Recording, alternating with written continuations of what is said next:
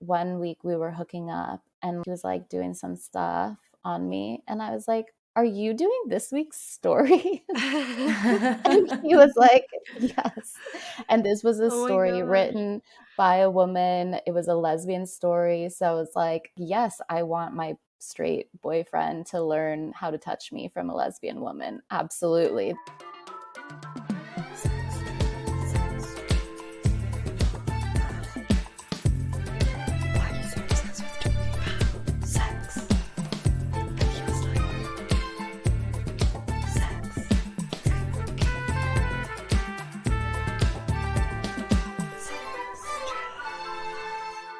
Hello, welcome back to Sextras. Where we talk about sex and all the extras. I'm Honey, And I'm Maria. and today we are joined by the very lovely Carly from Aurore, which is a curated collection of erotic stories written by and for women and LGBTQ plus people. And it's based on all their real experiences. So it's basically like real life erotica. So we're going to talk to her all about that, what inspired the website, what's good about literary porn, why it's different to other kinds of porn and in some ways better, and also who's interested in it. So yeah, please welcome Carly. Thank you so much for joining us, Carly. We're so happy to have you here. So happy to be here. So we want to ask a little bit about Aurore. What led you to making literary / a bit of audio porn? What was the inspiration behind that? Well, a few years ago, I took a trip through Europe, actually, and I was unemployed at the time. And I wanted to give myself an assignment so that I felt I wasn't just kind of drifting, you know. And as I was traveling, I decided to go use Tinder to go on dates with people and interview them about sex and dating and relationships in their respective cities. And I don't know if you know this, but New York, where I'm living and where I was living at the time, is famously bad for dating. So I wanted to kind of investigate, is this the same other places? And so I would, set a date with somebody. And then once I showed up on the date, I would let them know what I was doing. And everyone was actually really excited to get interviewed. And I am straight mostly. So I was going on dates with straight men. And I think that straight men don't get opportunities to talk like this a lot. So they really gave me so much information, and we got really vulnerable with each other, just being so honest, because there was no expectation. It was just like a one date and an interview. And inevitably, these dates turned intimate. And when I was back home and trying to kind of write about these experiences, the writing was, half the interview and what I had learned, and then it was erotic. And I felt that there wasn't anywhere that I could pitch stories like this to. Like, I couldn't think of any women's magazines that had this balance of both the story and getting to know somebody and sex. And so ultimately, I decided to create a space for those stories because I thought other people would want to read them. And I thought other people might want to share stories similar to that. And that was like 4 years ago. And clearly, it's true that other people have those stories and want to read them, because we have now over 200 stories on the site and by as many writers. So a lot of people submit just one story of their like most memorable sex. And yeah, it's a beautiful community that we've built. That's so cool. That literally sounds like something Honey would do. I highly Yeah. recommend it, honestly. Like, I feel that the traveler's mentality and also like giving yourself this excuse kind of to just be yourself and like be curious about another person can lead to really interesting situations. I think we should all do this on our dates more often. Yeah, Yeah. 100%. I would love it if someone just started interviewing me about my sex and relationships. Like, it's like all I like to talk about anyway. So I'd love it. Yeah, you can Yeah. learn I so mean, that much is about someone. Mm. So the stories that you were kind of like telling of these men, what about them do you think appealed to people when you started publishing them? Well, I think it was, yeah, the honesty. And I mean, there was an element with these stories in particular of the travel. So it's like you're in this foreign place and you're acting a little bit out of the ordinary. Like the first story that I wrote for Aurore is called Two Frenchmen, One Day.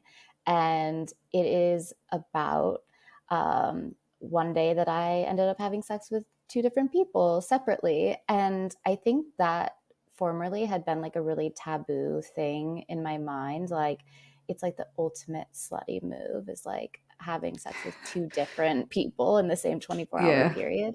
But it was just like, it was natural and it felt like kind of amazing. And I actually told the second person that I had already had sex. It was like, I don't know, Maria, you might know this about French men or maybe not, but they're like pretty open, I feel, especially compared to New York men. And the guy that I was with second was like, have you ever had sex with French men? And I was like, well, yes, earlier today. And he loved it. He loved that. So I think I think it appeals to people in just a sense of like being your wildest, most open self, and reading other people's experiences of doing that can encourage your own exploration. So I think the Mhm. stories are really just inspiring to be more slutty or seeking more pleasure, you know? So Mm. prior to Aurore, did you like you yourself? I don't know if this is too personal. I'm sorry if it is. You don't have to Never. I answer, don't think but so. but did you yourself read porn ever, or was that something that you were interested in?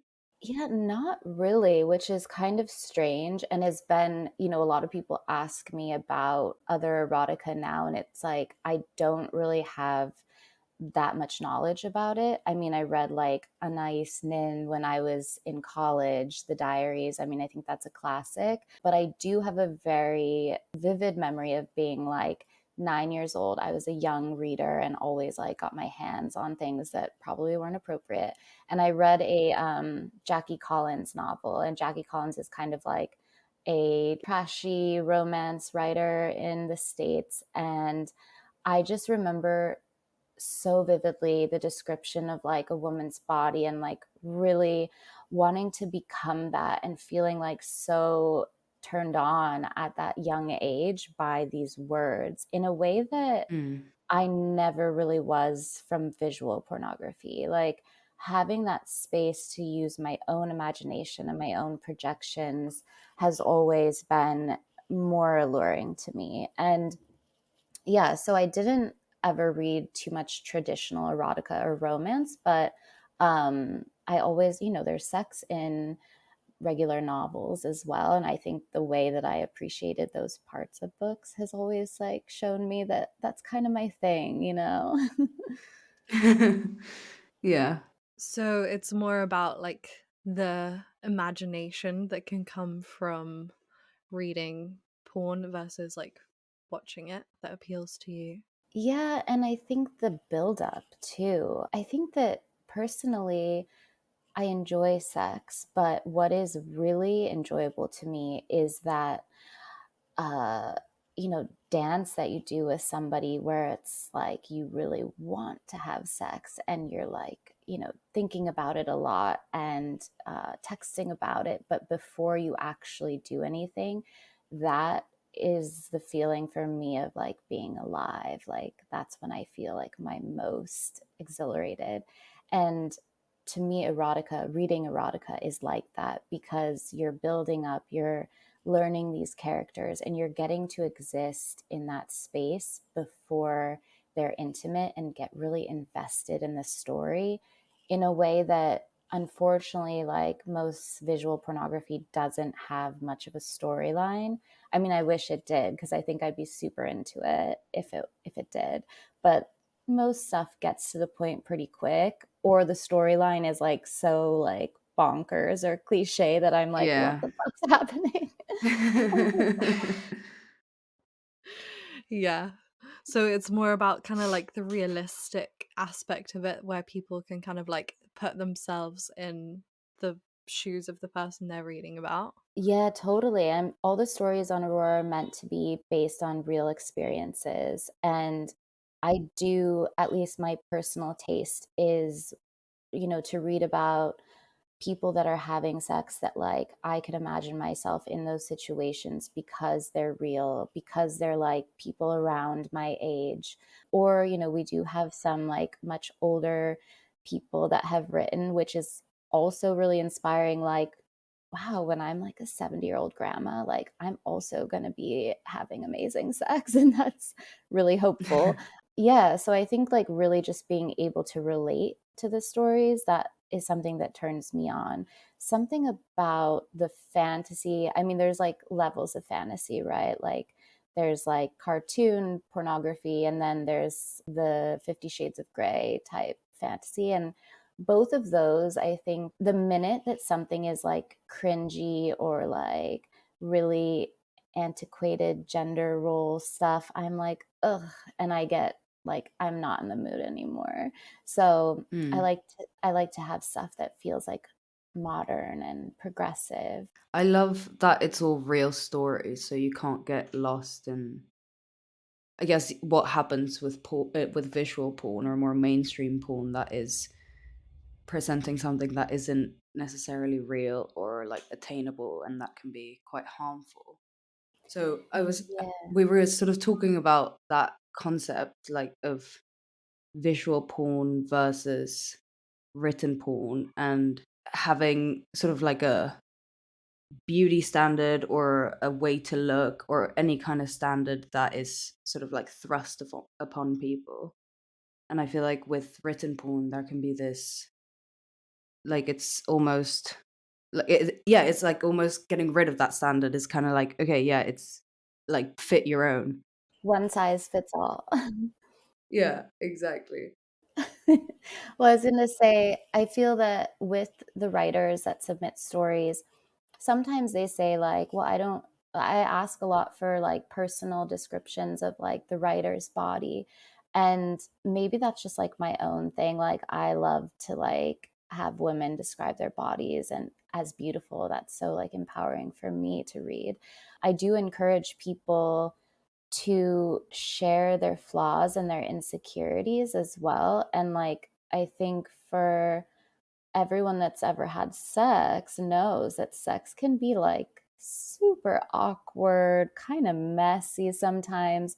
It's not like beautiful and perfect in the way that a lot of pornography is like filmed with a soft lens, and like there's no flaws on the body. And like, I really encourage writers to be as realistic as possible, because I think that, I personally, growing up, like, and seeing visual pornography, it has been kind of damaging, I think. And like, when I hear about the amount of women who have had like surgeries on their labia because it's like there's a porn vagina and vulva that's like supposed to be the pretty kind, and like that is just so, I think it's just really scary that there has been this standard, pushed on a lot of people, which is really like you're cutting off pieces of you that bring you pleasure. Like, it should really be about pleasure, not about how things look. So the more that I can normalize and educate people on how normal really looks, like what is normal and what is real, I think that I do feel that that's kind of like my responsibility, running this space. Mm. Do you think there's potential for more inclusivity in read porn than visual porn? Yeah, I definitely do. I think that based on who's creating it, and that my submissions are open for everyone. So anyone can submit and represent yourself. And like, sometimes I ask people, like, what are the stories that you want to read? And I'm like, you need to write the story that you want to read. Like, this is really about creating the content that you want to consume, and knowing that if you want that, other people do too.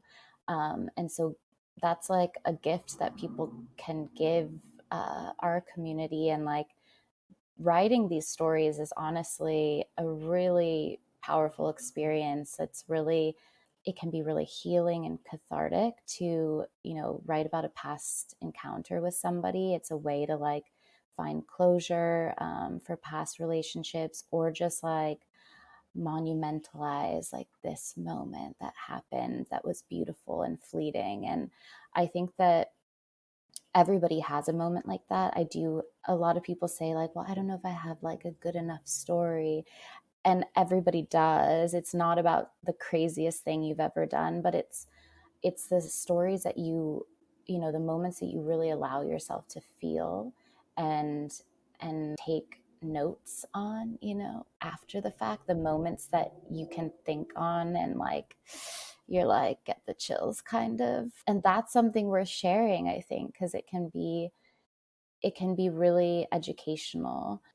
And we talked about, in terms of inclusivity, some of the stories that we have, like people have reached out and said that they've never had a story that represented their experience, and like how powerful that is. And we all know like how far media has to go in terms of representing all people. So I think like if we can, try to do that with Aurore, then I wish I had it growing up. I think a lot of people would really benefit from reading stories that feel personal for them.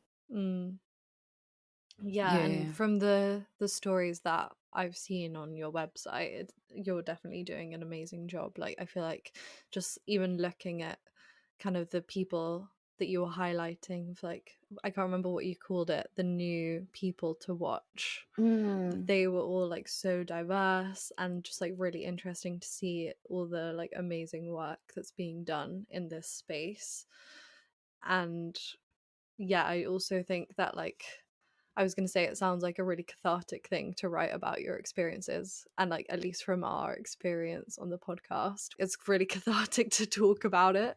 And Yeah. I think pleasure is such a like transient thing, or like when you're having sex it can be such a quick fire, you have sex and then maybe you think about it again like further down the line. But I guess writing about it slows that experience down and forces people to really think about what they enjoyed about the experience. Like it must be kind of a nice meditative practice in a way. Yeah, totally. And I think also a reverse situation of like thinking about when you go into your next sexual experience, doing it for the story, not in the sense of being performative, but, maybe doing it a little extra, or like savoring the moments a little more, thinking about how you would write it.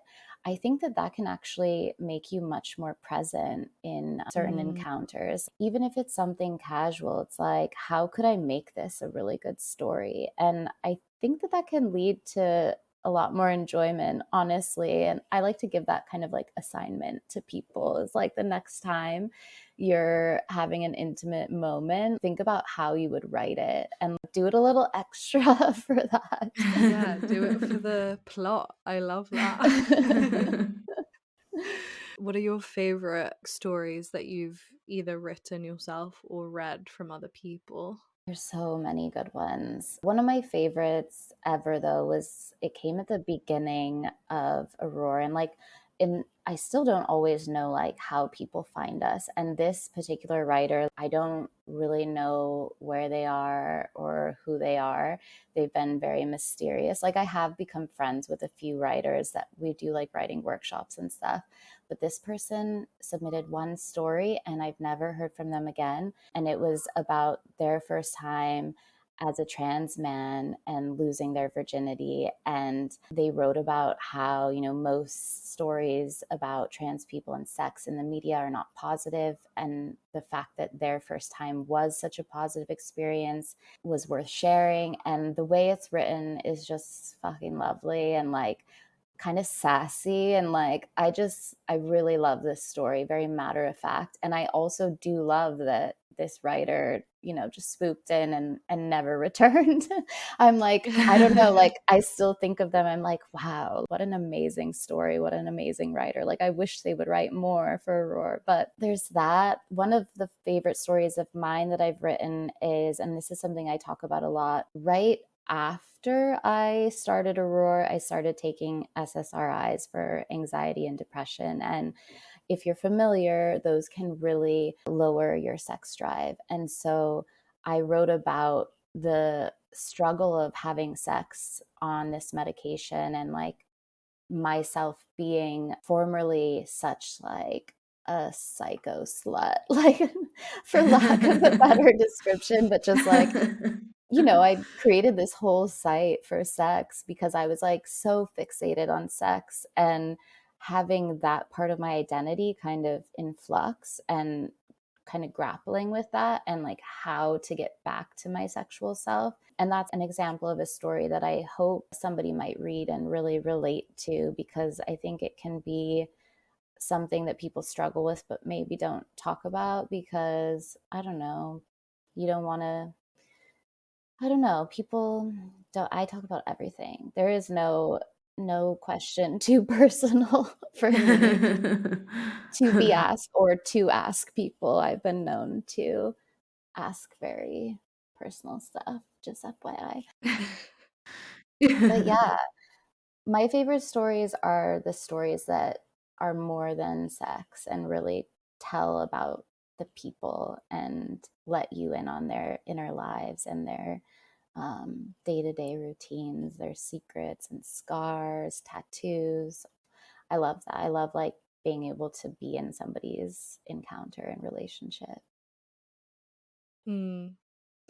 Yeah, it sounds like a really vulnerable kind of exploration of sex, whereas I feel like with a lot of mainstream porn, it is quite what you see is what you get. There's no nuance, and it's like very visual focused. So maybe that kind of removes like any connection to people. So yeah, I'm wondering who. Obviously, the things on your website are written by women, but who do they appeal to, and why do you think they appeal to those people? Well, yeah, definitely women, but I have been saying that I don't really market the site to straight men, but actually they would benefit the most, I think, from reading these stories, because they are written by women telling exactly, what turns them on, detailing the like mechanics of how to touch them. And I think that this is a better way for straight men to learn about women's pleasure than watching pornography, mainly because it's just more detailed. Like it actually gives you the step by step. When I first started dating my current partner, it was right after I had launched the site, and he was like very supportive and like always reading the stories each week. And one week we were hooking up, and like he was like doing some stuff on me, and I was like, "Are you doing this week's story?" And he was like, "Yes." And this was a Oh story my written god. by a woman. It was a lesbian story. So it's like yes, I want my straight boyfriend to learn how to touch me from a lesbian woman. Absolutely. That is definitely the way to a good sex. So Yes, yeah, I I think love that that. that's a really great potential. And I think that everyone could benefit from reading the stories. The stories, probably well, we only have one story on the site written by a straight man about a woman. And that doesn't mean that we haven't had other submissions by straight men. This is just the only one that like understood the assignment. And it's about how horny he is for his wife postpartum. She's just given birth, and like, he's really like into her aura, and they have to like figure out a way to have sex because they have a fucking baby. And like it's a really beautiful story, and I think it's just something that I've never like read about or heard of before, of like being desired after giving birth. So I think, yeah, I get emails. Actually, I got an email last night from someone that was like, "Do you accept stories from the straight male perspective. And I'm like, I accept submissions, but like they have to be right for the site. And I would love more stories from straight men. It does trouble me though how most of the stories I get from straight men are just not it. What kind of stuff? Yeah. Here's the part where I get out like what not to do. So, I think I make clear that the stories are meant to be based on your experiences, but a lot of straight men tend to submit stories where like they're writing from a woman's perspective, which we don't need Mm. that. Okay. Definitely not. And then stories that are just like feel so written from the male gaze, feel like the women are not like fully painted characters and or like full active participants in the action.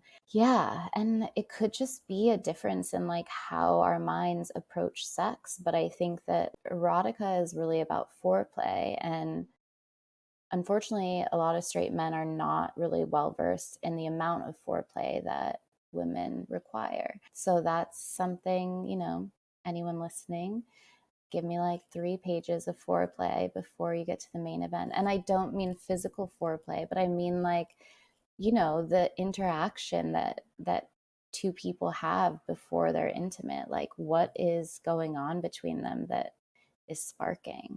Mm. This is kind of a loaded question, but do you think that's representative of how men experience sex versus how women experience sex? Like, do you think they actually don't value those parts of the interactions, or do you think that they just think they're not meant to? Yeah, I think that's a good question. I don't know. I think that there's a lot of educational resources that I've come upon since starting Aurore about how you can apply some of the practices of queer sex. Like as heterosexuals, yeah, I do think that straight men have been taught that it really is about orgasm, and it's kind of archaic. It's about like spreading the seed or whatever. And I think that there has definitely been a shift for straight men in terms of thinking more about women's pleasure. Like oral sex is now kind of trendy. It's in shows. And it's like, thank God that's an education for sure for people. Like this is something that is part of sex. But yeah, historically, I mean, I don't think that men are taught about giving pleasure as much as expecting to receive it.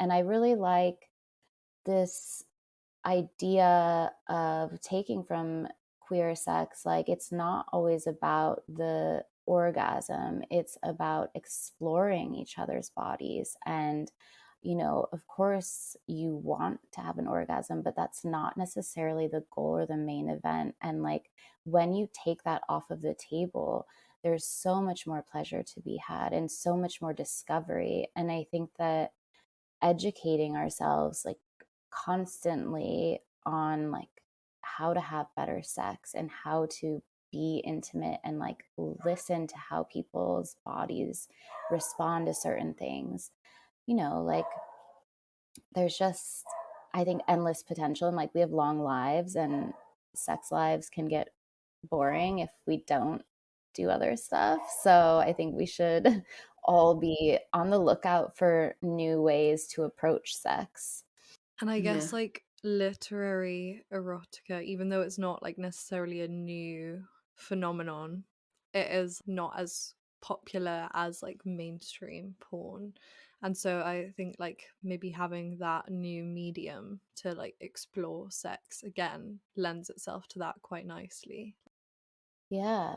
I think that when you are using your imagination, reading or listening to audio, you're opening up new channels and getting out of the zone of how you typically approach sex, and having these stories kind of in your back pocket of alternative ways to be intimate. I think that that's like really, really powerful. And one thing that we're doing, it's Masturbation May this month, and we're publishing solo pleasure audios. And this is people just sharing exactly how they touch themselves, how they masturbate. And honestly, the way I thought of it was I just wanted to know like what other people do. Like I think I have this kind of curiosity about sex, about masturbation. Like how are other people doing this? Like, am I doing not the right thing, but am I doing like all that I can be doing? Are there ways to touch myself I haven't thought of? And so sharing those stories, I think also is just really, I mean, it can change things as you do a different position. I think a lot of us just get into this groove of how we do things, how we have sex, how we masturbate. And just having somebody tell you to do it on your stomach instead of your back, like that can be groundbreaking. Yeah, and I guess it's like not something we're taught at all, like how to masturbate, or like I guess in how to have sex as well. But I how would you know know. that there are like all these different ways to do it unless it's just right there on the page telling you? Yeah, I think this is one of the craziest things I learned. So I had a Kickstarter for Aurore, and I had had these sex toys donated as like rewards for people that pledged. And at the last minute, I found out that I wasn't allowed to give sex toys out as prizes because sex toys are technically illegal for anyone under 18 in the United States. And I couldn't believe Mm. it because I feel that if I had been gifted a sex toy when I was younger, I would have understood my body so much more. I would have understood where to touch myself, how to give myself pleasure, how to reach orgasm without like leaving that to my first encounter with somebody else. And it's like, how is that illegal? I mean, we don't have to get into politics in the United States. Like, we're allowed to have guns under 18, but not sex toys. I mean, but yeah, like it's just we do have so far to go in terms of allowing or educating women and, you know, making their bodies their own and giving them power over their bodies. And I think everyone at like age 13 or 14 should be gifted a vibrator because I think that's life changing. Yeah, Mm. 100%. Yeah, I was gonna say, like, I remember finding out on the corners of Tumblr, lots of different things to masturbate with that you can find that want a vibrator. And like, I still use a toothbrush to this day, so clearly it really worked for me, but that's like I love that about what you're doing with the rule, that is it's not just like a place where you go and read porn to like get horny, but it's also like painting a big picture of a big array of things that could be. And as you were saying, sort of paints a picture. The stories that you enjoy the most are the ones that sort of tell you something about the person as well. And I feel like that's very true of sex. Like how we were saying at the beginning, interviewing someone about their sex life can tell you so much about them. Like the way someone has sex or the way that they tell the story of them having sex, like tells you so much. So I love that. Yeah, I think Aurora in some ways is kind of sentimental. And I, as a single person dating in New York City, myself and a lot of my friends, I think had just become so hardened and jaded and kind of angry and just like, yeah, I'm going to fuck this person, but I don't care about them. And that's okay. But I think beneath that, at least for me, was this desire to be more vulnerable and have deeper intimacy, but it just felt so impossible. And unfortunately, I do think that is kind of the culture at this time. But if you try to slow things down and try to have those intimate moments, even if they're like when you're with somebody, but you're the one like, having that moment with yourself and like just taking time to recognize this connection and the power behind that, I think that it's kind of game changing, honestly. And I think it's harder to be vulnerable. It's easier to be like tough and just slutty.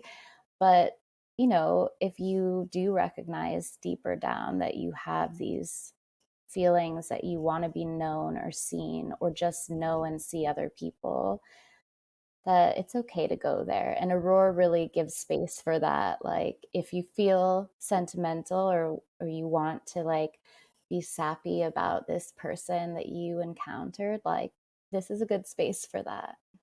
Love that. Yeah, that sounds so empowering. I love that too.